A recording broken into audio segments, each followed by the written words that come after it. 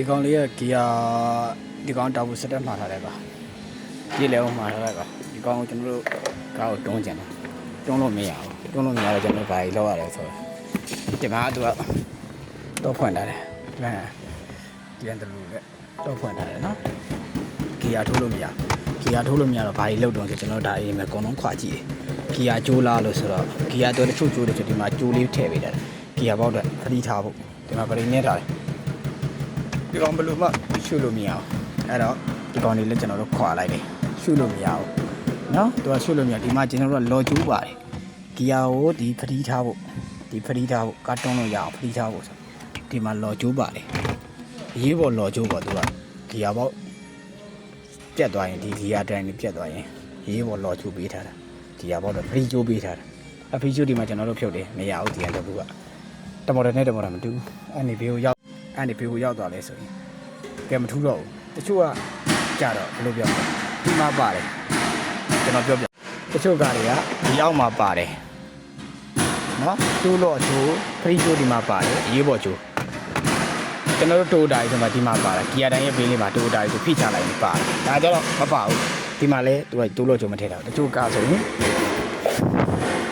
ဒီမှာပေးတော့ဆိုရင်ဒီမှာလဲပေးထားတယ် BMW ဒီမှာပေးထားတယ်နော်ဒီမှာကျိုးတွေပါတော့တိုးလို့ချိုးအရေးပေါ်ချိုးပေးထားတယ်ကျွန်တော်တို့ဆိုခရီးထောက်မှာဆိုရင်ခရီးထောက်မှာဒီလိုမျိုးရေးဖို့ကြိုးလေးလည်းပေးထားတယ်။တမ်းမပေးဘူး။အဲ့ဒီဘေးကိုရောက်တော့မယ်တခြားပြမယ်နော်။တခြားပြမယ်တခြားလေးကြည့်ကြတာလို့ဒါအတွေ့အကြုံလေးပါဗျာ။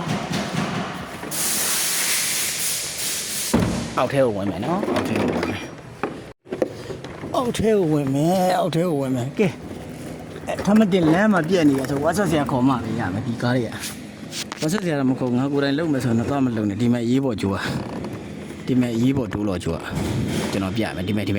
လေးဒါရေးဖို့တိုးလို့ကြွား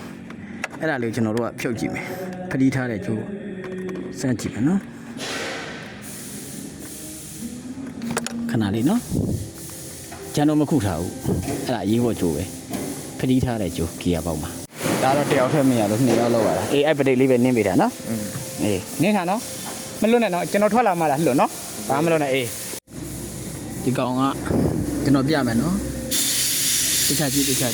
လိုကလန့်ရတဲ့ဟာမဟုတ်ဘူးကျွန်တော်တခြားကြည့်ပြပါဒီကျိုးကကလန့်ရတဲ့ချိုးမဟုတ်အောက်ထဲမှာဆိုတော့ဗျာမလို့ဒီကောင်ဒီလိုလေးဖိထားမှာဒီလိုမျိုးတော်တော်မှဒါဆိုဖရီးဖြစ်သွားပြီဒါဆိုရင်ပြန်ပြီးတော့ဒီရောက်ဝင်သွားပြီ